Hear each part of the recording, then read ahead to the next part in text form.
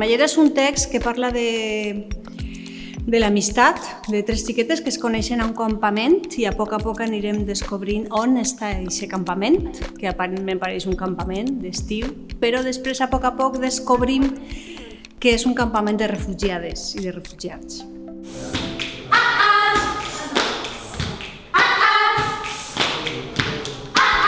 I l'obra conta realment com se recolzen, com se donen suport entre elles, com s'ajuden a sobreviure i a viure i com per a elles això és una experiència vital, importantíssima per a les seues vides posteriors.